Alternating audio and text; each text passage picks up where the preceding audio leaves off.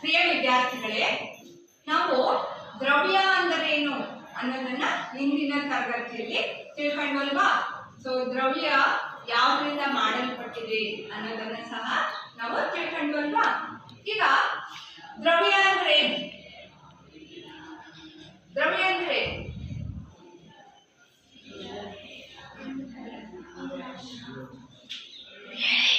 ಮತ್ತೊಂದು ದ್ರವ್ಯದ ಶುದ್ಧ ರೂಪವನ್ನು ದ್ರವ್ಯ ಎನ್ನುವುದು. ಸೊ ರಾಶಿಯುಳ್ಳ ಹಾಗೂ ಸ್ಥಳವನ್ನ ಆಕ್ರಮಿಸಬಲ್ಲ ಯಾವುದೇ ವಸ್ತುವನ್ನ ನಾವು ದ್ರವ್ಯ ಅಂತ ಕರಿತೀವಿ. ಅರ್ಥಾಗ್ತಾ? ಸೊ ಹಾಗೆ ದ್ರವ್ಯದಲ್ಲಿ ಘನ, ದ್ರವ, ಅನಿಲ ಮೂರು ಸ್ಥಿತಿಗಳಿವೆ. ಅದೇ ರೀತಿ ನಾಲ್ಕನೇ ಸ್ಥಿತಿ ಪ್ಲಾಸ್ಮಾ ಇದೆ. ಆಮೇಲೆ ಬೋನ್ಸ್ ಐನ್ಸ್ಟೀನ್ ಅಂದ್ರೆ ಅದು 5ನೇ ರೂಪ ಸಹ ನಾವು ಒಂದನೇ ಪಾಠದಲ್ಲಿ ತಿಳ್ಕೊಂಡಿದ್ವಲ್ವಾ? ಸೊ ಹಾಗೆ ನಾವು ದ್ರವ್ಯದ ಬೇರೆ ಬೇರೆ ಅಂದ್ರೆ ಯಾವ ಅವುಗಳ ಗುಣಲಕ್ಷಣ ಸಹ ತಿಳ್ಕೊಂಡಿದ್ವಿ. ಅಂದ್ರೆ ಘನ, ದ್ರವ, ಅನಿಲದ ಗುಣಲಕ್ಷಣ ಸಹ ನಾವು ತಿಳ್ಕೊಂಡಿದ್ವಲ್ವಾ? ಸೊ ಈ ಪಾಠದಲ್ಲಿ ನಮ್ಮ ಸುತ್ತಮುತ್ತಲಿನ ದ್ರವ್ಯ ಶುದ್ಧವೇ. ಈ ಪಾಠದಲ್ಲಿ ನಾವು ಈ ಅಂದ್ರೆ ನಮ್ಮ ಸುತ್ತಮುತ್ತಲೂ ಅನೇಕ ದ್ರವ್ಯಗಳು ಇವೆ ಅಲ್ವಾ? ಅಂದ್ರೆ ಅದು ಬೇರೆ ಬೇರೆ ರೂಪದಲ್ಲಿ ನಮಗೆ ಸಿಗ್ಬಹುದು. ಕೆಲವು ಘನ ರೂಪದಲ್ಲಿ, ಅನಿಲ ರೂಪದಲ್ಲಿ ಮತ್ತು ದ್ರವ ರೂಪದಲ್ಲಿ ಸಿಗ್ತವೆ. ಆದ್ರೆ ನಾವು ಪ್ರತಿದಿನ ದ್ರವ್ಯಗಳನ್ನು ಉಪಯೋಗಿಸ್ತಾ ಇದ್ವಲ್ವಾ? ಅದೆಲ್ಲ ಶುದ್ಧನಾ ಅಲ್ವಾ? ಶುದ್ಧ ಇದೆಯಾವು? ಇಲ್ಲ ಅಲ್ವಾ? ಸೊ ಆದ್ರಿಂದ ಈಗ ಏನಪ್ಪಾ ಅಂದ್ರೆ ವಿಭಿನ್ನ ಪ್ರಮಾಣದಲ್ಲಿ ಬೆರಕೆಯಾಗಿರುವಂತಹ ಒಂದಕ್ಕಿಂತ ಹೆಚ್ಚು ವಸ್ತುಗಳು ಸೇರಿದಾಗ ಅದನ್ನ ನಾವು ಮಿಶ್ರಣ ಅಂತ ಕರಿತೀವಿ. ಸೊ ಈಗ ಅಮ್ಮ ನಿಮಗೆ ಎಲ್ಲ ಅಡಿಗೆ ಮಾಡ್ತಾರಲ್ವಾ? ಅಡಿಗೆ ಮಾಡ್ತೀವಿ. ಸೊ ಹಾಗೆ ನಾವು ಈಗ ಕೆಲವೊಂದು ಮಿಶ್ರಣವನ್ನ ನಾವು ಭೌತಿಕವಾಗಿ ಬೆರೆಸ್ತೀವಿ. ಈಗ ಉದಾಹರಣೆಗೆ ಅಕ್ಕಿಯಲ್ಲಿ ರಾಗಿ ಬೆರೆತೋಗಿದ್ರೆ ಅದು ನಾವು ಸಪರೇಟ್ ಮಾಡ್ಬೋದಲ್ವಾ? ಅವುಗಳನ್ನ ನಾವು ಕೇರ್ಬಿಟ್ಟು ಅದನ್ನ ತೆಗಿಬಹುದು. ಅದಾಗ್ತೈತಾ? ಹಾಗೆ ಕೆಲವೊಂದು ದ್ರವ ರೂಪದಲ್ಲಿ ಇರುವಂತಹ ವಸ್ತುಗಳು, ಈಗ ಉದಾಹರಣೆಗೆ ಜ್ಯೂಸ್ ಎಲ್ಲ ಮಾಡ್ಕೊಂತೀವಿ. ಈಗ ಸಕ್ಕರೆ ದ್ರಾವಣದಲ್ಲಿ ನಾವು ನಿಂಬೆ ರಸ ಎಲ್ಲ ಹಾಕ್ತೀವಲ್ವಾ? ಸೊ ಹಾಗೆ ಈ ಸಕ್ಕರೆಯನ್ನ ನಾವು ಅಥವಾ ಉಪ್ಪಿನ ದ್ರಾವಣ ಆಗ್ಲಿ ಸಕ್ಕರೆ ದ್ರಾವಣವನ್ನಾಗ್ಲಿ ನಾವು ಅವುಗಳನ್ನ ಏನಂದ್ರೆ ಆವಿಕರಣ ಮಾಡಿಬಿಟ್ಟು ಮತ್ತೆ ಪುನಃ ಸಕ್ಕರೆಯನ್ನ ವಾಪಸ್ ಪಡ್ಕೋಬಹುದು. ನೀರನ್ನು ಆವಿಗೊಳಿಸ್ಬಿಟ್ಟು ಸಕ್ಕರೆಯನ್ನ ಮತ್ತೆ ಪುನಃ ವಾಪಸ್ ಪಡ್ಕೋಬಹುದು. ಸೊ ಹಾಗೆ ನಮ್ಮ ಸುತ್ತಮುತ್ತ ಈಗ ಇರುವಂತಹ ವಸ್ತುಗಳು ಎಲ್ಲರೂ ಶುದ್ಧ ಆಗಿರಲಿಲ್ಲ ಅಂತ ಕೈಯ ಕೆಲವೊಂದು ಬೆಳಕೆ ಆಗಿರುತ್ತೆ ಅಂತ ಕೈಯ. ನಾವು ಏನು ಈಗ ತಿಂಡಿ ತಿನಿಸುಗಳನ್ನೆಲ್ಲ ತಿಂತೀವೋ ಅವುಗಳು ನಾವು ಅಂಗಡಿಯಲ್ಲೆಲ್ಲ ನಾವು ತಿಂಡಿ ತಿನಿಸುಗಳನ್ನೆಲ್ಲ ತಿಂತೀವಿ. ಅವುಗಳ ಬಣ್ಣ ನೋಡಿದ್ರ ಅಲ್ವಾ? ಜಿಲೇಬಿ. ಸೊ ಅದಕ್ಕೆಲ್ಲ ಮೀಥೈಲ್ ಆರೆಂಜ್ ಅನ್ನುವಂಥ ಬಣ್ಣಗಳನ್ನೆಲ್ಲ ಹಾಕಿರ್ತಾರೆ. ಅರ್ಥ ಆಗ್ತಾ ಇದೆಯಾ? ಆಮೇಲೆ ಸ್ವೀಟ್ ಅಂಗಡಿಗೆ ಹೋದ್ರೆ ಎಷ್ಟೊಂದು ಎಲ್ಲ ಶುದ್ಧ ರೂಪ ಯಾವುದೂ ಸಿಗಲ್ಲ ನಮಗೆ. ಅರ್ಥ ಆಗ್ತಾ ಇದೆಯಾ? ಅದೇ ರೀತಿ ನಮ್ಮ ಮಣ್ಣು ಸಹ ಮಿಶ್ರಣ ಆಗಿರುತ್ತೆ. ಅರ್ಥ ಆಗ್ತಾ ಇದೆಯಾ? ಮಣ್ಣಿನಲ್ಲಿ ಹಲವು ಬೇರೆ ಬೇರೆ ಕಣಗಳೆಲ್ಲ ಬೆರೆತೋಗಿರುತ್ತೆ. ಅರ್ಥ ಆಗ್ತಾ ಇದೆಯಾ? ಸೊ ಹಾಗೆ ನಾವು ನೋಡೋಣ ಒಂದೊಂದೇ. ಅಂದ್ರೆ ಈಗ ಹೇಳಿದ್ವಲ್ವಾ ದ್ರಾವಣ ಮತ್ತು ದ್ರಾವ್ಯ ಅಂದ್ರೇನು, ದ್ರಾವಕ ಅಂದ್ರೇನು ಅನ್ನೋದನ್ನ ನಾವು ತಿಳ್ಕೊಂಡ್ವಿ. ಸೊ ಇಲ್ಲಿ ಒಂದು ಸಕ್ಕರೆ ಇದೆ ಮತ್ತು ಉಪ್ಪಿದೆ ಆಯ್ತಾ? ಈಗ ನಾವು ಒಂದು ಸಕ್ಕರೆಯ ದ್ರಾವಣವನ್ನ ನಾವು ಮಾಡೋಣ. ಈಗ ಸಕ್ಕರೆ ಅಥವಾ ಉಪ್ಪಿನ ದ್ರಾವಣವನ್ನ ನಾವು ಇದಕ್ಕೆ ನೀರನ್ನ ಬೆರೆಸೋಣ. ಅಥವಾ ನೀವೆಲ್ಲ ಮಕ್ಕಳು ನಿಮ್ಮನ್ನೇ ತಿಳ್ಕೊಂಡ್ಬಿಟ್ಟು ಒಂದು ಚಟುವಟಿಕೆ ಮೂಲಕ ಇದನ್ನ ನಾವು ತಿಳ್ಕೊಳ್ಳೋಣ. ಅರ್ಥ ಆಗ್ತಾ ಇದೆಯಾ? ಈಗ ನೋಡ್ರಿ, ಒಂದಕ್ಕಿಂತ ಹೆಚ್ಚು ವಸ್ತುಗಳು ಸೇರಿಬಿಟ್ಟು ಅದನ್ನ ನಾವು ಅಂದ್ರೆ ಈಗ ದ್ರಾವಣ ಅಥವಾ ಮೊದಲನೇದಾಗಿ ಮಿಶ್ರಣ ಅಂತ ಹೇಳಿದ್ವು ಅಲ್ವಾ. ಸೊ ಮಿಶ್ರಣ ಒಂದಕ್ಕಿಂತ ಹೆಚ್ಚು ವಸ್ತುಗಳು ಭೌತಿಕವಾಗಿ ಬೆರೆತಿದ್ರೆ ಅದನ್ನ ನಾವು ಏನಂತ ಕರಿತೀವಿ? ಮಿಶ್ರಣ ಅಂತ ಕರಿತೀವಿ. ಸೊ ಇಲ್ಲಿ ನಾನು ಸಕ್ಕರೆಯನ್ನ ತೆಗೆದುಕೊಂಡಿದ್ದೀನಿ. ಅರ್ಥ ಆಗ್ತಾ ಇದೆಯಾ? ಸಕ್ಕರೆಯನ್ನ ಚೆನ್ನಾಗಿ ಕಲುಕ್ತೀನಿ.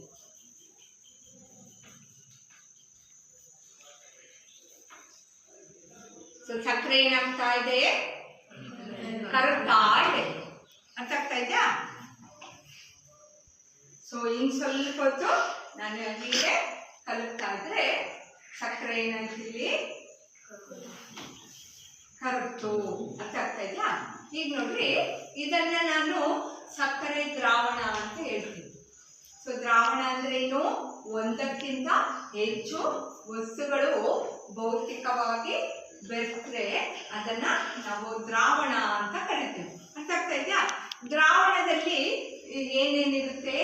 ದ್ರಾವ್ಯ ಇರುತ್ತೆ ಮತ್ತು ದ್ರಾವಕ ಇರುತ್ತೆ. ಸೊ ದ್ರಾವಕ ಅಂದ್ರೆ ತನ್ನಲ್ಲಿ ವಸ್ತುಗಳನ್ನ ವಿಲೀನಗೊಳಿಸುವಂಥದ್ದಕ್ಕೆ ನಾವು ದ್ರಾವಕ ಅಂತ ಕರಿತೀವಿ. ಅದೇ ರೀತಿ ಯಾವ ವಸ್ತು ದ್ರಾವಕದಲ್ಲಿ ಕರಗುತ್ತೋ ಅದನ್ನ ನಾವು ದ್ರಾವ್ಯ ಅಂತ ಕರಿತೀವಿ. ಅರ್ಥ ಆಗ್ತಾ ಇದೆಯಾ? ಅದೇ ರೀತಿ ಈಗ ಸಕ್ಕರೆ ದ್ರಾವಣ, ಇದರಲ್ಲಿ ಯಾವುದು ದ್ರಾವ್ಯ ಮತ್ತು ಯಾವುದು ದ್ರಾವಕ? ಯಾವುದು ದ್ರಾವ್ಯ? ಈಗ ನಾನು ದ್ರಾವಕವನ್ನ ಏನ್ ತಗೊಂಡೆ? ಏನೇನ್ ಬೆರೆಸ್ತಾ ಇದಕ್ಕೆ? ಫಸ್ಟ್ ಏನಿತ್ತು? ಸಕ್ಕರೆ ಇತ್ತಲ್ವಾ. ಆಮೇಲೆ ಏನ್ ಬೆರೆಸ್ತೆ? ಸಕ್ಕರೆಗೆ ಏನ್ ಸೇರಿಸ್ತೆ? ನೀರನ್ನ ಸೇರಿಸ್ತೆ ಅಲ್ವಾ. ಸೊ ಇಲ್ಲಿ ನೀರು ದ್ರಾವಕ. ಅರ್ಥ ಆಗ್ತಾ ಇದೆಯಾ? ದ್ರಾವ್ಯ ಯಾವುದು? ಸಕ್ಕರೆ. ಸೊ ಎರಡು ಬೆರೆತೋದ್ಮೇಲೆ ಇದೇನಾಯ್ತು? ಸಕ್ಕರೆಯ ದ್ರಾವಣ ಆಯ್ತು. ಈಗ ಅರ್ಥ ಆಯ್ತಾ? ದ್ರಾವಣ ಅಂದ್ರೆ ಏನು ಅಂತ? ಒಂದಕ್ಕಿಂತ ಹೆಚ್ಚು ವಸ್ತುಗಳು ಭೌತಿಕವಾಗಿ ಬೆರುತ್ತೆ. ಅಂದ್ರೆ ಈಗ ನೋಡ್ರಿ, ಇದು ನೀರಿನಲ್ಲಿ ಸಕ್ಕರೆ ಕರಗ್ಬಿಟ್ಟು ಸಕ್ಕರೆ ದ್ರಾವಣ ಉಂಟಾಯಿತು. ಅರ್ಥ ಆಗ್ತಾ ಇದೆಯಾ? ಈಗ ನಾವು ಒಬ್ಬೊಬ್ರಿಗೆ ಬರೋಣ, 4 ಜನ ಬರ್ರಿ, ಒಬ್ಬೊಬ್ಬರಿಗೆ ಒಂದೊಂದು ವಸ್ತುಗಳನ್ನ ಕೊಡ್ತೀವಿ. ಅರ್ಥ ಆಗ್ತಾ ಇದೆಯಾ? ಯಾವ ಕರಗುತ್ತೆ, ಯಾವ ಕರಗಲ್ಲ ಅನ್ನೋಂಥದ್ದನ್ನ ನಾವು ತಿಳ್ಕೊಳ್ಳೋಣ. ಬರೀ ಈ ಸೈಡು 3 ಜನ ಮಾರುತ್ತೀವ. ಈ ಕಡೆ ಎಲ್ಲ ನಿಂತ್ಕೊಂಡ್ರೆ ಮಾರುತಿ ಕಡೆ ಹಿಂಗ್ ಬಂದು ಸ್ವಲ್ಪ ಜಾಗ. ಈಗ ನಿಮ್ಗೆ ಎ ಸಕ್ಕರೆ ದ್ರಾವಣ,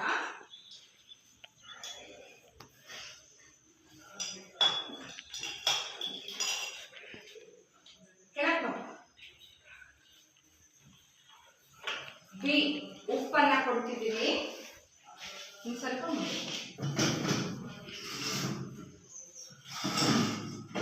ಈ ಕಡೆ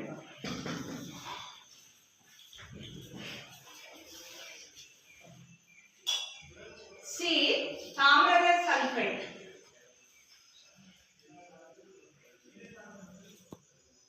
ಸೊ ಇದು ಡಿ ಮಣ್ಣನ್ನ ಕೊಟ್ಟಿದ್ದೀವಿ. ಈ ಕಡೆ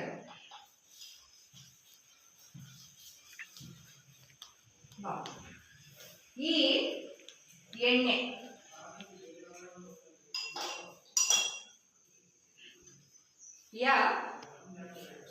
ನಿಲಂಬಿತ ಕಣಗಳನ್ನ ಕೊಟ್ಟಿದ್ದೀವಿ. ಸೊ ನೆಕ್ಸ್ಟು ಇದು ಹಾಲು, ಹಾಗೆ ಇಟ್ಕೊಂಡಿರೋಣ. ಸೊ ಮೊದಲನೇದಾಗಿ ನೀವೆಲ್ಲ ಹೇಳಬೇಕು ನಿಮ್ಗೆ ಏನ್ ಕೊಟ್ಟಿದ್ದೀನಿ ಅಂತ. ಈ ಕಡೆ ಬಾ. First A B C D ಆಯ್ತಾ? ಎಲ್ಲಿ ಏನ್ ಕೊಟ್ಟಿದ್ದೀನಿ ಹೇಳಿ, ಜೋರಾಗಿ ಹೇಳಿ, ಎಲ್ಲರೂ ಕೇಳಿಸಂಗೆ ಹೇಳು. ಸಕ್ಕರೆಯನ್ನ ಕೊಟ್ಟಿದ್ದೀನಿ ಅಲ್ವಾ. ಬಿ ಉಪ್ಪನ್ನ ಕೊಟ್ಟಿದ್ದೀನಿ. ಸಿ ತಾಮ್ರದ ಸಲ್ಫೇಟ್. ತಾಮ್ರದ ಸಲ್ಫೇಟ್. ಡಿ ಮಣ್ಣು. ಇ ಎಣ್ಣೆ. ಯ ನೀಲಾಂಬಿತ ಕಣಗಳು. ಹಾಲು. ಸೊ ಎಫ್ ಆದ್ಮೇಲೆ ಜಿ ಅಲ್ವಾ, ಹಾಲನ್ನ ಕೊಡ್ತೀವಿ. ಈಗ ಎಲ್ಲದಕ್ಕೂ ಸ್ವಲ್ಪ ನೀರನ್ನ ಹಾಕ್ತೀವಿ ಆಯ್ತಾ. ಉಪ್ಪು ಇಷ್ಟೊಂದು ಬೇಡ, ಅದನ್ನ ಅಲ್ಗಾಡಿಸ್ತಾ ಇದ್ದೀವಿ.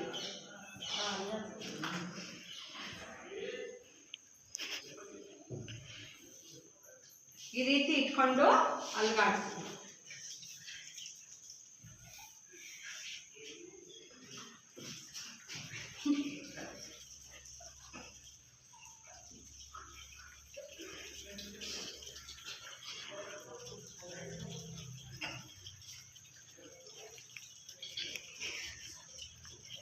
ಎಲ್ಲರೂ ಅಲ್ಗಾಡಿಸಿ.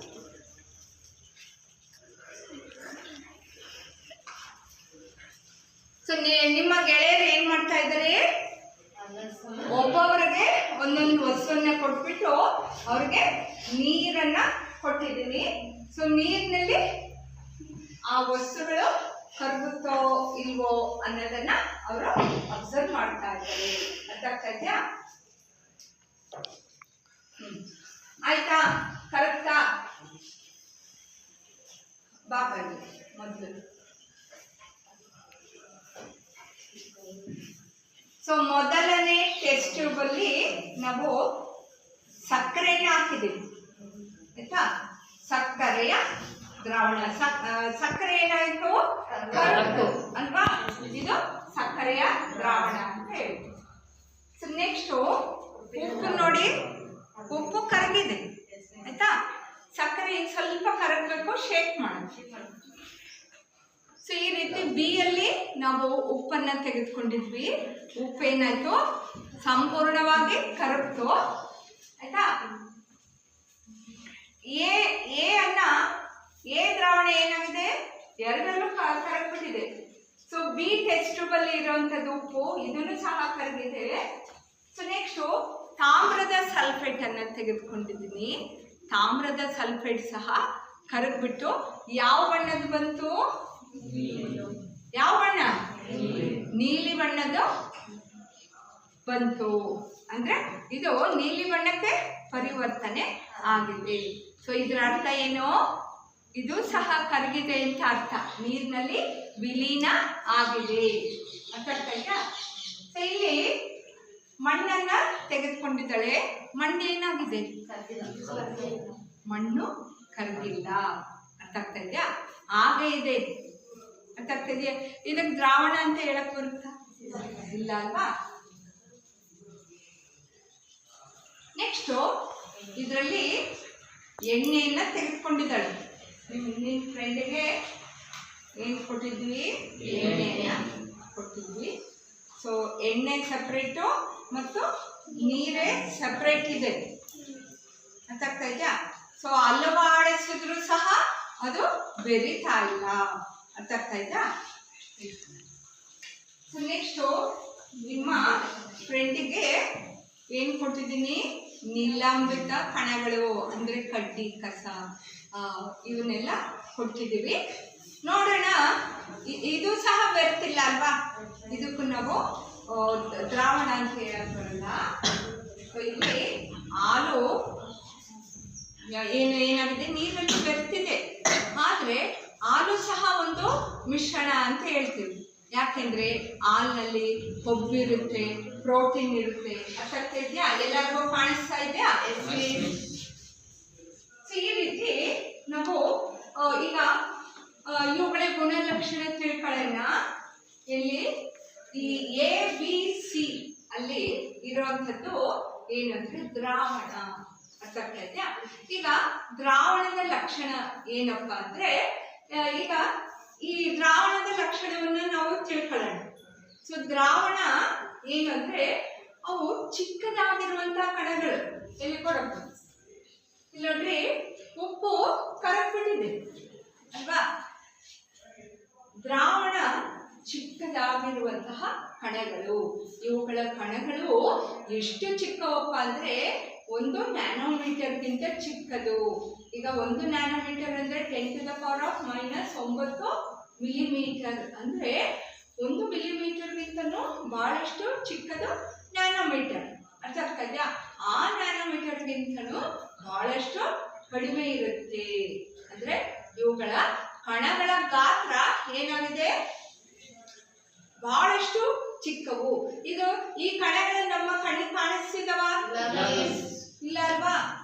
ಇಲ್ಲಿ ನೋಡ್ರಿ, ಮಣ್ಣಿನ ಕಣಗಳು ಕಾಣಿಸ್ತಾ ಇದಾವಲ್ವಾ? ಸೊ ಈ ದ್ರಾವಣದಲ್ಲಿ ಕಣಗಳು ಕಾಣಿಸ್ತಾ ಇದೆಯಾ? ಇಲ್ಲ ಅಲ್ವಾ? ಸೊ ಆದ್ರಿಂದ ಇವು ಬರೀ ಕಣ್ಣಿಗೆ ಕಾಣಿಸದಷ್ಟು ಬಹಳ ಚಿಕ್ಕವಾಗಿರ್ತವೆ. ಅರ್ಥ ಆಗ್ತಾ ಇದೆಯಾ? ಆಮೇಲೆ ಈಗ ನೋಡ್ರಿ, ಇದನ್ನ ನಾವು ಅಲುಗಾಡಿಸ್ತೀವಿ. ಅರ್ಥ ಆಗ್ತಾ ಇದೆಯಾ? ಅಲುಗಾಡಿಸಿದ್ರೆ ತಳ ಸೇರ್ತಾ? ಈಗ ಉಪ್ಪು ಅಲುಗಾಡಿಸಿದಾಗ ಉಪ್ಪು ಬೆರ್ತೋಯ್ತು, ಇವುಗಳ ಕಣಗಳಲ್ಲಿ ಬೆರ್ತೋಯ್ತು. ಆದ್ರೆ ಇದನ್ನ ಅಲುಗಾಡಿಸಿದ್ರೆ ತಳ ಸೇರ್ತಾ? ತಳವನ್ನ ಸೇರ್ತಾ? ಇಲ್ಲ ಅಲ್ವಾ? ಎಲ್ಲಿ ಉಪ್ಪು ಕೆಳಗೆ ಕುತ್ಕೊಂಡಿದ್ಯಾ? ಇಲ್ಲಪ್ಪ. ಇವುಗಳನ್ನ ಅಲುಗಾಡಿಸಿದರೂ ಸಹ ಅವು ತಳ ಸೇರಲ್ಲ.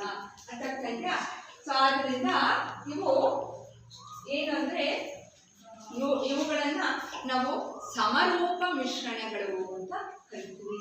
ಅಂದ್ರೆ ಇವು ನೀರಿನೊಂದಿಗೆ ಸಂಪೂರ್ಣವಾಗಿ ಬೆರ್ತೋಗಿರ್ತವೆ.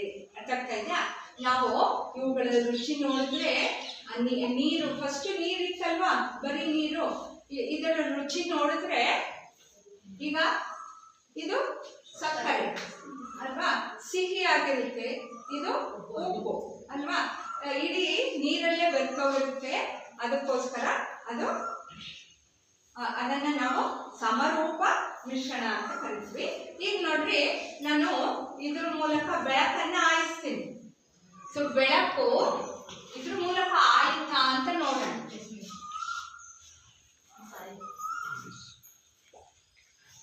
ಅದು ಅಂದ್ರೆ ಅದರ ಹೊರಗಡೆ ಹೋಗುತ್ತೆ. ಈಗ ನೋಡ್ರಿ, ಇವು ಕಣಗಳು ಬೆಳಕನ್ನ ಚದುರಿಸು ಅಷ್ಟು ಬಹಳಷ್ಟು ಅಂದ್ರೆ ಅದ್ರ ಮೂಲಕ ಹೋಗ್ತಾ ಇಲ್ಲ, ನಾವು ಹೊರಗಡೆ ಬಿಡ್ತಾ ಇದ್ದೀವಲ್ವಾ. ಸೊ ಅದಕ್ಕೋಸ್ಕರ ಇವುಗಳ ಕಣಗಳು ಬೆಳಕನ್ನು ಸಹ ಚದುರಿಸ್ಲಿಕ್ಕೆ ಬಿಡಲ್ಲ. ಅದರ ಪಥ ನೋಡ್ಬೋದು, ಆದ್ರೆ ಬೆಳಕನ್ನ ಚದುರಿಸ್ಲಿಕ್ಕೆ ಬಿಡಲ್ಲ. ಅಂದ್ರೆ ಅದು ಬೆಳಕನ್ನ ಚದುರಿಸದಷ್ಟು ಬಹಳ ಚಿಕ್ಕದಾಗಿರುವಂತಹ ಕಣಗಳು ಇರ್ತವೆ. ಈಗ ಅರ್ಥ ಆಯ್ತಾ? ದ್ರಾವಣದ ಗುಣಲಕ್ಷಣ ಅರ್ಥ ಆಗ್ತಾ ಇದೆಯಾ? ಸೊ ದ್ರಾವಣದ ಗುಣಲಕ್ಷಣ ಏನು? ಅವು ಗಾತ್ರದಲ್ಲಿ ಬಹಳಷ್ಟು ಚಿಕ್ಕದಾಗಿರ್ತವೆ.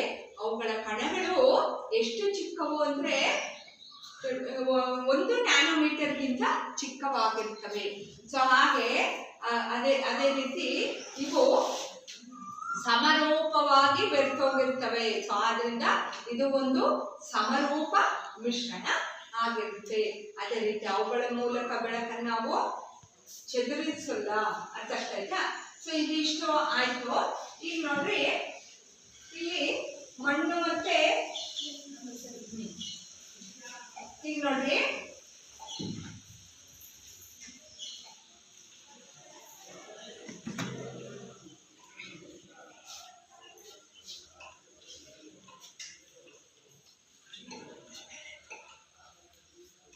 ಇದರ ಮೂಲಕ ನಾವು ಬೆಳಕಿನ ಪಥವನ್ನ ಕಾಣಬಹುದು ನೋಡ್ರಿ ಅಲ್ವಾ.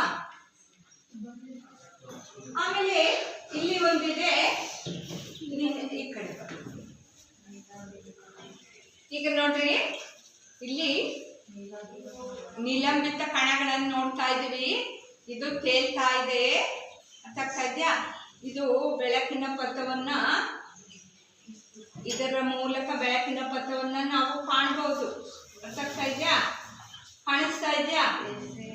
ಆಮೇಲೆ ಇವುಗಳನ್ನ ಅಲುಗಾಡಿಸಿದ್ರು ಈಗ ನೋಡ್ರಿ ಬೆರೆಯಲ್ಲ. ಅರ್ಥ ಇದೆಯಾ? ಅದೇ ರೀತಿ ಎಣ್ಣೆ ಇದೆ, ಇಲ್ಲಿ ಎಣ್ಣೆ ಮತ್ತು ಕೆಳಗಡೆ ಎಣ್ಣೆ ಇದೆ ಆಯ್ತಾ. ಸೊ ಮೇಲೆ ನೀರು ತೇಲಿದೆ, ಶೇಕ್ ಮಾಡಿದಾಗ ಏನಾಯ್ತು, ಎಣ್ಣೆ ಮೇಲ್ ಬಂತು, ನೀರು ಕೆಳಗೆ ಬಂತು. ಅಂದ್ರೆ ಯಾಕೆ ನಾನು ಫಸ್ಟ್ ಎಣ್ಣೆ ತಗೊಂಡಿದ್ದೆ, ಚೆನ್ನಾಗಿ ಶೇಕ್ ಮಾಡಿದಾಗ ಏನಾಯ್ತು, ನೀರು ತಳ ಸೇರ್ತು, ಎಣ್ಣೆ ಮೇಲ್ ಸೇರ್ತು.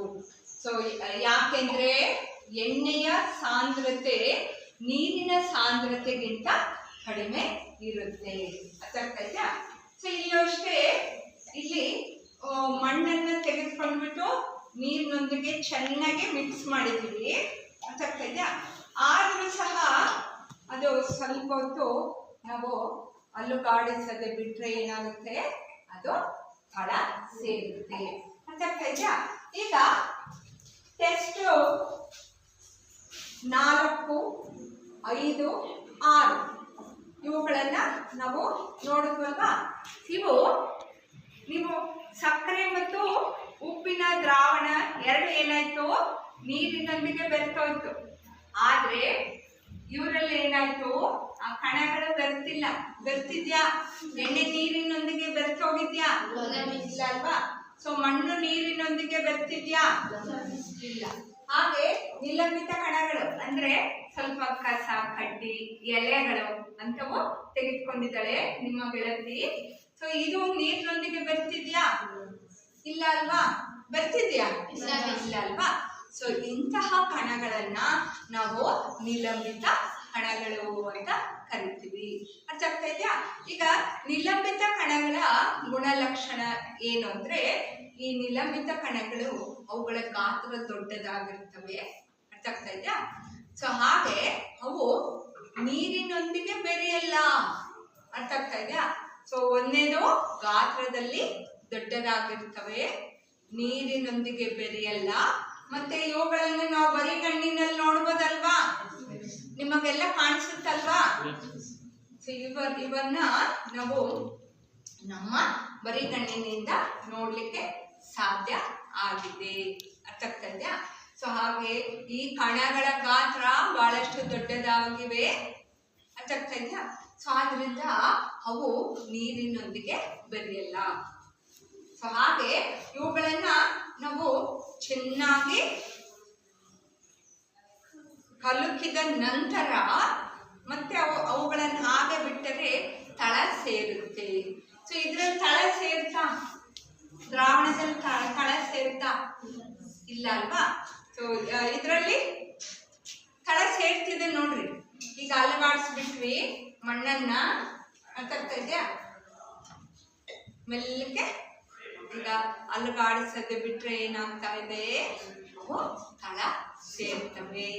ಅರ್ಥ ಆಗ್ತಾ ಇದೆಯಾ? ಸೊ ಆದ್ರಿಂದ ಇವು ಚೇತಾ ಇರ್ತವೆ. ನಾವು ಬರೀ ಕಣ್ಣಿನಿಂದ ನೋಡ್ಬೋದು, ಇವುಗಳ ಗಾತ್ರ ದೊಡ್ಡದು. ಅರ್ಥ ಆಗ್ತಾ ಇದೆಯಾ? ಆದ್ರಿಂದ ಇವುಗಳನ್ನ ನಾವು ಏನಂತ ಕರಿತೀವಿ, ನಿಲಂಬಿತ ಕಣಗಳು. ಅರ್ಥ ಆಗ್ತಾ ಇದೆಯಾ? ಸೊ ನಿಲಂಬಿತ ಕಣಗಳ ಗುಣಲಕ್ಷಣದ ಬಗ್ಗೆನೂ ನಾವು ತಿಳ್ಕೊಂಡ್ವಿ. ಅರ್ಥ ಆಗ್ತಾ ಇದೆಯಾ? ಸೊ ಹಾಗೆ ಈಗ ABC ಇವು 3 ಏನು ದ್ರಾವಣಗಳು. ಅರ್ಥ ಆಗ್ತಾ ಇದೆಯಾ? DEF ಇವೇನು ನಿಲಂಬಿತ ಕಣಗಳು ಆಗಿವೆ. ಅರ್ಥ ಆಗ್ತಾ ಇದೆಯಾ? ಸೊ ಇವು ಬೆಳಕನ್ನ ಚದುರಿಸಲ್ಲ ಮತ್ತು ಈಗ ಸೋಸು ಕಾಗದ ಮೂಲಕ ಇವುಗಳನ್ನು ಸೋಸ್ಬೋದಲ್ವಾ. ಸೋಸು ಕಾಗದದಿಂದ ಇವುಗಳನ್ನ ಸೋಸ್ಬೋದು, ಸೋಸ್ಬಿಟ್ಟು ಸಪ್ರೇಟ್ ಮಾಡ್ಬೋದು. ಅರ್ಥ ಆಗ್ತಾ ಇದೆಯಾ? ಸೊ ಇವುಗಳನ್ನ ನಾವು ನಿಲಂಬಿತ ಕಣಗಳು ಅಂತ ಕರಿತೀವಿ. ಸೊ ಇಲ್ಲಿ ಸ್ವಲ್ಪ ನೀರಿಗೆ ಹಾಲನ್ನ ಬೆರೆಸಿದ್ದೀವಿ. ಅರ್ಥ ಆಗ್ತಾ ಇದೆಯಾ? ಸ್ವಲ್ಪ ಹಾಲನ್ನ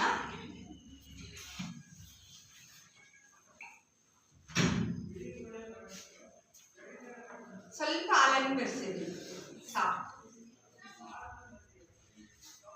ಯಾಕೆಂದ್ರೆ ಇದ್ರ ಮೂಲಕ ನಾವು ಬೆಳಕಿನ ಪಥವನ್ನ ಕಾಣ್ತೀವಿ. ಅರ್ಥ ಆಗ್ತಾ ಇದೆಯಾ? ಸರಿ ನೋಡ್ರಿ,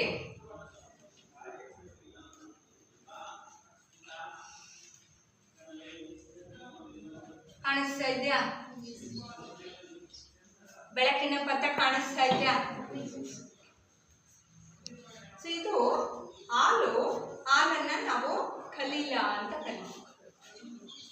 ಇದೆಯಾ? ಸೊ ಕಲೀಲ ಇದು ಒಂದು ಅಸಮರೂಪ ಮಿಶ್ರಣ ಅಂತ ಹೇಳ್ತೀವಿ. ಯಾಕೆ ಹೇಳ್ರಿ ಅಸಮರೂಪ ಮಿಶ್ರಣ ಅಂದ್ರೆ ಹಾಲಿನಲ್ಲಿ ಕೊಬ್ಬಿರುತ್ತೆ ಆಯ್ತಾ. ನಾನು ಇದ್ರ ಪಥ ಕ್ಲೀನಾಗಿ ಕಾಣಿಸ್ಲಿ ಅಂತ ಹಾಲನ್ನ ಸ್ವಲ್ಪ ಅಷ್ಟೇ ತಗೊಂಡೆ, ಅರ್ಥ ಆಯ್ತಾ?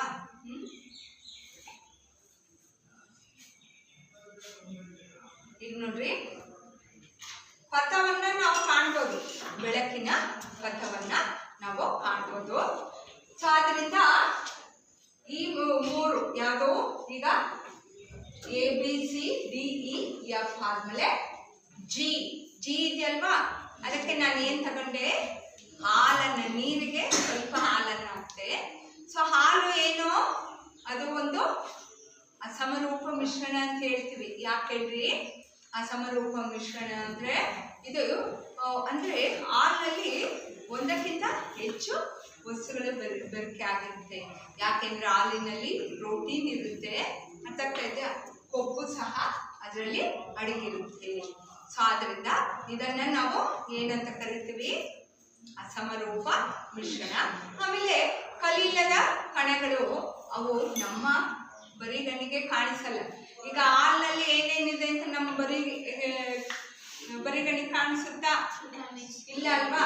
ಅದೇ ಈ ಮಣ್ಣು ಅಥವಾ ಎಣ್ಣೆ ಮತ್ತು ನೀರು ಅವುಗಳ ಮಿಶ್ರಣವನ್ನ ನಾವು ಅದನ್ನ ಏನು ಅಂದ್ರೆ ಕಾಣಬಹುದು ಅಲ್ವಾ. ಆಮೇಲೆ ಆಲಿಕೆ ಪ್ರತ್ಯೇಕನ ಆಲಿಕೆಯಿಂದ ಎಣ್ಣೆಯನ್ನ, ಇಲ್ಲಿ ಎಣ್ಣೆ ಮತ್ತು ನೀರು ಇರುತ್ತಲ್ವಾ, ಎಣ್ಣೆ ಮೇಲ್ ತೇಲಿದೆ ನೋಡ್ರಿ ಅಂತ, ನೀರು ಕೆಳಗಿದೆ. ಸೊ ಇವುಗಳನ್ನ ಪ್ರತ್ಯೇಕನ ಆಲಿಕೆ ಅನ್ನುವಂಥ ಆಲಿಕೆ, ಒಂದು ವಿಶೇಷವಾಗಿರುವಂತಹ ಆಲಿಕೆ ಬರುತ್ತೆ. ಅದರಿಂದ ನಾವು ಆ ಪ್ರತ್ಯೇಕನ ಆಲಿಕೆಯಿಂದ ಬೇರ್ಪಡಿಸ್ಬೋದು, ಎಣ್ಣೆ ಮತ್ತು ನೀರನ್ನ ಸಪರೇಟ್ ಮಾಡಬಹುದು. ಇದನ್ನು ಸಹ ನಾವು ಸೋಸು ಕಾಗದದಿಂದ ಮಾಡಬಹುದು. ಸೊ ಹಾಗೆ ಕಲೀಲದ ಕಣಗಳನ್ನ ನಾವು ಸೋಸಿದ್ರೆ, ಇದನ್ನು ಅಷ್ಟೇ ಸೋಸು ಕಾಗದದ ಮೂಲಕ ನಾವು ಸೋಸಿದ್ರೆ ಉಪ್ಪಿನ ದ್ರಾವಣನೇ ಬರುತ್ತೆ. ಯಾಕೆ ಹೇಳಿ, ಇವುಗಳ ಕಣಗಳ ಗಾತ್ರ ಏನಾಗುತ್ತೆ, ಬಹಳಷ್ಟು ಚಿಕ್ಕವಾಗಿದೆ. ಅರ್ಥ ಆಗ್ತಾ ಇದೆಯಾ? ಬಹಳಷ್ಟು ಚಿಕ್ಕದು ಆಗಿದೆ. ಅದಕ್ಕೋಸ್ಕರ ನಾವು ಸೋಸು ಕಾಗದದ ಮೂಲಕ ಸೋಸಿದ್ರೂ ಸಹ ಅದರ ಅಂದ್ರೆ ಉಪ್ಪಿನ ದ್ರಾವಣನೇ ನಿಮಗೆ ಸಿಗಲ್ಲ. ಅರ್ಥ ಆಗ್ತಾ ಇದೆಯಾ? ಆದ್ರೆ ಇದನ್ನ ನಾವು ಆವಿಕರಣ ಮಾಡಿದ್ರೆ ಅಷ್ಟೇ, ನೀರನ್ನ ಆವಿಕರಣ ಮಾಡಿಬಿಟ್ಟು ಮತ್ತೆ ಪುನಃ ಉಪ್ಪು ಅಥವಾ ಸಕ್ಕರೆಯನ್ನ ನಾವು ಪಡ್ಕೋಬೇಕಾಗಿದೆ. ಅರ್ಥ ಆಗ್ತಾ ಇದೆಯಾ? ಸೊ ಹಾಗೆ ನಾವು ಈ ಕಲೀಲದ ಕಣಗಳ ಬಗ್ಗೆ ನಾವು ತಿಳ್ಕೋಬೇಕಾಗಿದೆ. ಸೊ ಕಲೀಲದ ಕಣಗಳು ಬಹಳಷ್ಟು ಚಿಕ್ಕವಾಗಿವೆ. ಇದು ಒಂದು ಅಸಮರೂಪ ಮಿಶ್ರಣ ಆಗಿದೆ. ಆಮೇಲೆ ಇವುಗಳನ್ನು ಸಹ ನಾವು ಬರಿಗಣ್ಣಿಗೆ ಅಂದ್ರೆ ಅವುಗಳ ಕಣಗಳನ್ನ ನಾವು ಬರಿಗಣ್ಣಿಗೆ ನೋಡ್ಲಿಕ್ಕೆ ಸಾಧ್ಯ ಇಲ್ಲ. ಅರ್ಥ ಆಗ್ತಾ ಇದೆಯಾ? ಸೊ ಹಾಗೆ ಇದನ್ನ ನಾನು ಅಲವಾಡಿಸ್ತೀನಿ ನೋಡ್ರಿ, ಮಣ್ಣಿನ ಕೊಡ ನೋಡ್ರಿ, ಇದನ್ನ ಎರಡನ್ನು ಅಲವಾಡಿಸ್ತೀನಿ. ಈಗ ಅಬ್ಸರ್ವ್ ಮಾಡ್ತಿದ್ರಾ, ಯಾವುದು ತಳ ಸೇರ್ತು? ಮಣ್ಣು ತಳ ಸೇರ್ತು.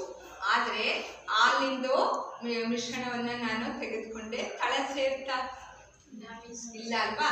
ಸೊ ಆದ್ರಿಂದ ಈಗ ಇಲ್ಲಿ ಕಲೀಲದ ಕಣಗಳು ಅಂದ್ರೆ ಹಾಲನ್ನ ಕಲೀಲ ಅಂತೀವಿ.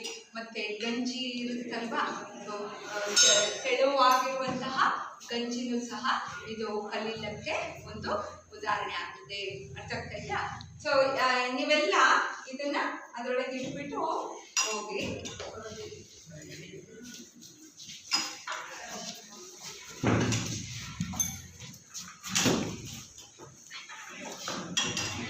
ಸೊ ಈಗ ನಿಮ್ಗೆಲ್ಲ ಅರ್ಥ ಆಯ್ತು ಮಕ್ಕಳೇ? ಅಂದ್ರೆ ದ್ರಾವಣ ಅಂದ್ರೇನು, ದ್ರಾವಣದ ಗುಣಲಕ್ಷಣ ಏನು ಅನ್ನೋದನ್ನ ನೀವು ಈ ದಿನ ಪಾಠದಲ್ಲಿ ತಿಳ್ಕೊಂಡ್ರಲ್ವಾ. ಅದೇ ರೀತಿ ನೆಕ್ಸ್ಟು ನಿಲಂಬಿತ ಕಣಗಳು ಅಂದ್ರೆ ಏನು, ನಿಲಂಬಿತ ಕಣಗಳ ಗುಣಲಕ್ಷಣವನ್ನು ಸಹ ತಿಳ್ಕೊಂಡ್ರಿ. ಹಾಗೆ ಕಲೀಲ ಅಂದ್ರೆ ಏನು, ಆಮೇಲೆ ಕಲೀಲದ ಗುಣಲಕ್ಷಣವನ್ನು ಸಹ ನೀವು ತಿಳ್ಕೊಂಡ್ರಲ್ವಾ. ಸೊ ಹಾಗೆ ಇನ್ನೊಂದು ದ್ರಾವಣದ ಸಾರತೆ ಅಂತ ಹೇಳ್ತೀವಿ. ಅಂದ್ರೆ ಈಗ ನಾವು ಈಗ ನೋಡ್ರಪ್ಪ, ಉಪ್ಪನ್ನ ನಾವು ನೀರಲ್ಲಿ ಕರಗಿಸಿದ್ವಿ. ಈಗ ನೀವು ಎಷ್ಟು ಕರಗಿಸ್ತೀರಾ ಅನ್ನೋಂಥದ್ದು. ಈಗ ನೋಡ್ರಿ, ದ್ರಾವಣದಲ್ಲಿ ಅಂದ್ರೆ ಒಂದೇ ರೀತಿಯಾಗಿರುವಂತ ಅಂದ್ರೆ ಉಪ್ಪಿನ ಅಂಶವನ್ನ ನಾವು ಸ್ವಲ್ಪ 1 ಚಮಚ ಕಲಿಸ್ಬೋದು, 2 ಚಮಚ ಕಲಿಸ್ಬೋದು, ಅಥವಾ 3 ಚಮಚವನ್ನು ಕಲಿಸ್ಬೋದು. ಅರ್ಥ ಆಗ್ತಾ ಇದೆಯಾ, ಒಂದು ಟೆಸ್ಟ್ ಟ್ಯೂಬ್ ನಲ್ಲಿ. ಸೊ ಹಾಗೆ ಅಷ್ಟೊಂದು ಇವುಗಳನ್ನು ಕಲಿಸ್ಬೇಕು. ಅದರ ಸಾರತೆ ಏನಾಗುತ್ತೆ, ಈಗ ನೋಡ್ರಿ, ಒಂದು ಟೆಸ್ಟ್ ಟ್ಯೂಬ್ಗೆ ನಾನು ಸ್ವಲ್ಪನೇ ಉಪ್ಪು ಬೆರೆಸಿದ್ರೆ ಅದರ ಸಾರತೆ ಕಡಿಮೆ ಇರುತ್ತೆ. ಯಾಕಂದ್ರೆ ನಾವು ಟೇಸ್ಟ್ ಮಾಡಿ ನೋಡಿದ್ರೆ ಉಪ್ಪಿನ ಅಂಶ ಕಡಿಮೆ. ಈಗ 1 ಚಮಚ ಹಾಕೋದಕ್ಕೂ ಇಷ್ಟೇ ಹಾಕೋದಕ್ಕೂ ವ್ಯತ್ಯಾಸ ಇರುತ್ತಲ್ವಾ. ಸೊ ಯಾವ್ದ್ರಲ್ಲಿ ಉಪ್ಪು ಜಾಸ್ತಿ ಇರುತ್ತೆ, 1 ಚಮಚ ಕಲಸಿದ್ಮೇಲೆ ಅದ್ರಲ್ಲಿ ಜಾಸ್ತಿ. ಈಗ 3ನೇ ಟೆಸ್ಟ್ ಟ್ಯೂಬ್ ಅಲ್ಲಿ 2 ಚಮಚ ಕಲಸಿದ್ರೆ ಉಪ್ಪನ್ನ ಯಾವ್ದು ಜಾಸ್ತಿ ಇರುತ್ತೆ, 3ನೇ ಚಮಚದಲ್ಲಿ ಜಾಸ್ತಿ ಇರುತ್ತೆ ಉಪ್ಪಿನ ಅಂಶ. ಅರ್ಥ ಆಗ್ತಾ ಇದೆಯಾ. ಸೊ ಆದ್ರಿಂದ ಅದನ್ನ ನಾವು ಸಾರತೆ ಅಂತ ಕರಿತೀವಿ. ಏಕಮಾನ ಗಾತ್ರದ ಅಥವಾ ರಾಶಿಯ ದ್ರಾವಣ ಅಥವಾ ದ್ರಾವಕದಲ್ಲಿರುವ ದ್ರಾವ್ಯದ ಪರಿಮಾಣವನ್ನು ಅಥವಾ ದ್ರಾವಣದ ಸಾರತೆ ಅಂತ ಕರಿತೀವಿ. ಸೊ ದ್ರಾವಣದ ಸಾರತೆ ಇಸಿಕೊಂಡು ದ್ರಾವ್ಯದ ಪರಿಮಾಣ ಮತ್ತು ದ್ರಾವಕದ ಪರಿಮಾಣ.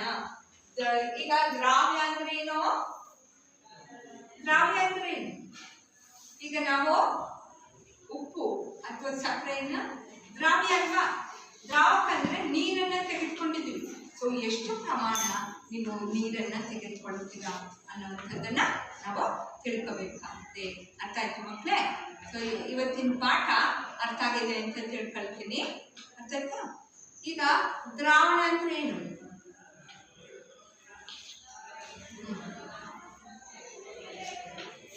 ಹೇಳ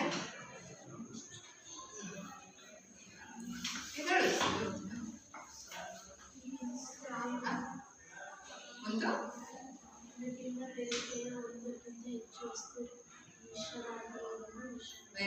ವೆರಿ ಗುಡ್. ಒಂದಕ್ಕಿಂತ ಹೆಚ್ಚು ವಸ್ತುಗಳು ಸೇರ್ಬಿಟ್ಟು ಅದನ್ನ ನಾವು ಏನಂತ ಕರಿತೀವಿ, ಒಂದಕ್ಕಿಂತ ಹೆಚ್ಚು ವಸ್ತುಗಳ ಭೌತಿಕವಾಗಿ ಕುತ್ಕೊಂಡು ಬೆರೆತಿದ್ರೆ ಅದನ್ನ ನಾವು ಏನಂತ ಕರಿತೀವಿ. ಈಗ ಭೌತಿಕವಾಗಿ ಬೆರೆತಿದ್ರೆ ಮಿಶ್ರಣ ಅಂತ ಕರಿತೀವಿ. ಅದೇ ರೀತಿ ದ್ರಾವಣನೂ ಅಷ್ಟೇ, ದ್ರಾವಣ ಸಮರೂಪವಾಗಿ ಬೆರೆತಿದ್ರೆ ಅದನ್ನ ನಾವು ದ್ರಾವಣ ಅಂತ ಕರಿತೀವಿ. ದ್ರಾವಣದಲ್ಲಿ ಏನೇನಿರುತ್ತೆ, ಮಿಶ್ರಣದಲ್ಲಿ 2 ವಿಧ, ಸಮರೂಪ ಮತ್ತು ಅಸಮರೂಪ ಮಿಶ್ರಣ. ಇಲ್ಲಿ ನೋಡ್ರಿ, ಸಮರೂಪ ಅಂದ್ರೆ ಬೆರೆತಿದ್ರೆ ಅದನ್ನೇ ಸಮರೂಪ ಮಿಶ್ರಣ. ಅಸಮರೂಪ ಅಂದ್ರೆ ಈಗ ಉದಾಹರಣೆಗೆ ನಿಲಂಬಿತ ಕಣಗಳು, ಇದು ಅಸಮರೂಪ ಮಿಶ್ರಣ, ಬೆರೆತಿಲ್ಲ. ಅರ್ಥ ಆಗ್ತದಾ. ಸೊ ಹಾಗೆ ಬೆರೆತ್ರೆ ಅದು ಸಮರೂಪ ಮಿಶ್ರಣ ಆಗುತ್ತೆ, ಬೆರೆತೋದ್ರೆ ಅಸಮರೂಪ ಮಿಶ್ರಣ ಆಗುತ್ತೆ. ಅರ್ಥ ಆಗ್ತಾ ಇದೆಯಾ. ಸೊ ಹಾಗೆ ನೆಕ್ಸ್ಟ್ ಈಗ ಯಾವುದು ಕಲೀಲದ ಲಕ್ಷಣ ಏನು, ಕಲೀಲಗಳು ಚಿಕ್ಕದಾಗಿರುತ್ತವೆ ಮತ್ತು ಅಸಮರೂಪ ಬರಿಗಣ್ಣಿಗೆ ಕಾಣಿಸಲ್ಲ. ಬರಿಗಣ್ಣಿಗೆ ಕಾಣಿಸಲ್ಲ. ಅರ್ಥ ಆಗ್ತಾ ಇದೆಯಾ. Very good. ನಾಳೆ ಮತ್ತೊಂದು ಚಟುವಟಿಕೆ ಮೂಲಕ ಧಾತು ಮತ್ತು ಸಂಯುಕ್ತ ಅಂದ್ರೆ ಏನು ಅನ್ನೋದನ್ನ ನಾವು ತಿಳ್ಕೊಳ್ಳೋಣ.